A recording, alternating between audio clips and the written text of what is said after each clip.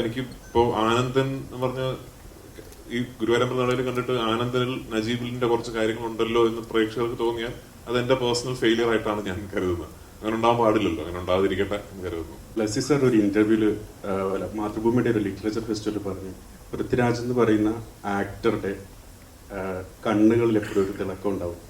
ആടുജീവിതത്തിൽ cast ചെയ്യുമ്പോൾ ആ തിളക്കം മാറ്റുക എന്നുള്ളതായിരുന്നു എൻ്റെ ഏറ്റവും വലിയ ചലഞ്ച്. ആടുജീവിതം കഴിഞ്ഞിട്ട് പിന്നീട് ക്യാരക്ടേഴ്സ് സെലക്ട് ചെയ്തപ്പോൾ ഈ ഇതിലെ നമ്മുടെ ഗുരുവായൂർ പോലെയുള്ള ക്യാരക്ടേഴ്സ് വരുമ്പോൾ അതിൽ നിന്ന് മറ്റ് ക്യാരക്ടേഴ്സിലേക്ക് മാറാനൊരു ബുദ്ധിമുട്ടുണ്ടായിരുന്നു, ഒരു ചലഞ്ചിങ് ആയിരുന്നു. എനിക്ക് ആക്ടേഴ്സ് ജനറലി ഒരു സിനിമ കഴിയുമ്പോൾ, കുറച്ച് സിനിമകൾ ചെയ്ത് കഴിയുമ്പോൾ, ഒരു സിനിമ ചെയ്ത് കഴിഞ്ഞിട്ട് ആ ക്യാരക്ടറുമായിട്ട് അങ്ങ് ഡിസസോസിയേറ്റ് ചെയ്യാൻ പഠിക്കും. നമ്മൾ സബ് കോൺഷ്യസ്ലി നമ്മൾ പഠിക്കും. ഇപ്പോൾ ഗുരുവായൂരമ്പല നടയിൽ കഴിഞ്ഞിട്ട് ഞാൻ സംവിധാനം ചെയ്യുന്ന സിനിമയിൽ ഞാനൊരു ചെറിയ വേഷം ചെയ്യുന്നുണ്ട്.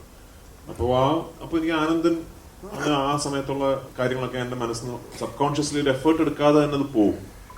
പക്ഷെ ആടുജീവിതത്തിനെ സംബന്ധിച്ചിടത്തോളം മറ്റ് സിനിമകളെ പോലെയല്ല. കാരണം ഒരു 10-16 വർഷക്കാലം ആ സിനിമയ്ക്കൊപ്പം യാത്ര ചെയ്തതുകൊണ്ട് അങ്ങനെ ഫുള്ളി അതങ്ങ് ഡിസസോസിയേറ്റ് ചെയ്തിട്ട് ഇനി ഇല്ല എന്നുള്ളൊരു, ഇപ്പോഴും ചില സമയങ്ങളിലൊക്കെ ഞാൻ ആ കഥാപാത്രത്തെ കുറിച്ചൊക്കെ ഇനിയിപ്പോ ചിന്തിച്ചിട്ട് കാര്യമൊന്നുമില്ല, കാരണം സിനിമ റിലീസ്. പക്ഷെ എന്നാലും ചിലപ്പോൾ ചിന്തിക്കാറൊക്കെ ഉണ്ട്. എങ്ങനെ മറ്റൊരു ക്യാരക്ടറിലേക്ക് പോകുന്നു എന്ന് ചോദിച്ചാൽ, നമ്മൾ ആ പുതിയ കഥാപാത്രത്തിലേക്കും പുതിയ തിരക്കഥയിലേക്കും അടുത്ത സംവിധായകന്റെ വിഷനിലേക്കും പൂർണ്ണമായും നമ്മൾ ആസ് എൻ ആക്ടർ സബ്മിറ്റ് ചെയ്യുക, അതിലേക്ക് സറണ്ടർ ചെയ്യുക എന്നുള്ളതാണ്. അപ്പൊ അതാണ് ഞാൻ എല്ലാ സിനിമകൾക്കും ചെയ്യാൻ ശ്രമിക്കുന്നത്.